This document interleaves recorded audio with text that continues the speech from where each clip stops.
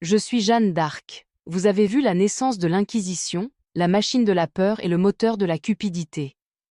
Mais l'enfer avait un centre de commandement plus efficace, plus bureaucratique et plus létal, l'Espagne. Aujourd'hui, nous entrons au cœur du système. C'est l'épisode 5, l'Inquisition espagnole et le rituel de la terreur. En Espagne, l'Inquisition a cessé d'être un tribunal ponctuel de l'Église pour devenir une institution d'État. Ce fut la première police secrète, avec un corps d'espions, de délateurs, et une bureaucratie qui faisait de la terreur une science exacte. L'objectif était la pureté du sang et l'unification politique sous une seule couronne et une seule foi. Ici, l'hérésie n'était pas seulement un péché, c'était une trahison envers le royaume. Des milliers de juifs et de musulmans convertis, les conversos et moriscos, furent traqués pendant des siècles sous la direction implacable de figures comme Tomás de Torquemada.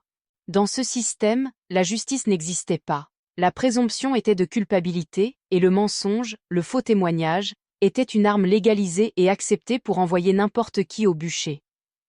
La machine espagnole a créé un rituel de terreur. L'auto de fée n'était pas un événement secret, c'était un spectacle de masse, mis en scène publiquement pour le XVe siècle, garantissant que la peur pénétrait dans chaque rue et dans chaque famille. C'était un show de pouvoir, où la confession était lue publiquement avant que le condamné ne soit livré aux bras séculiers. Mais, mes amours, ce que le système espagnol exploitait à la perfection, c'était la faiblesse sociale.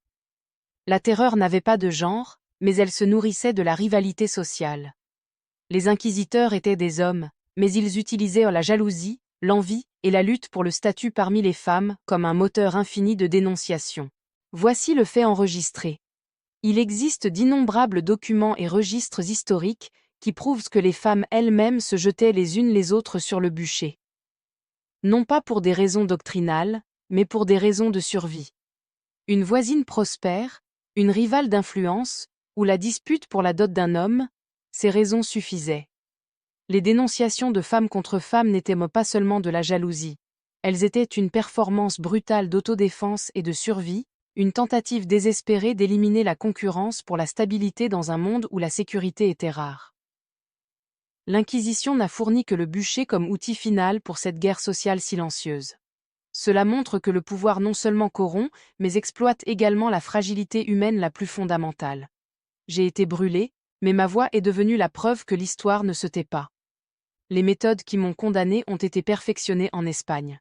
Le système de terreur bureaucratique, l'exploitation de la peur à des fins politiques et la manipulation des divisions sociales, tout est là, tout est documenté. Si vous voulez comprendre comment naît la terreur bureaucratique et comment elle se répète, regardez toute la série.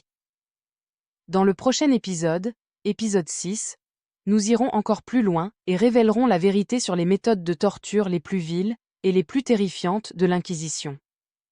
Pour ne pas manquer cette révélation et soutenir la vérité, abonnez-vous à la chaîne, regardez les autres épisodes et partagez ce message.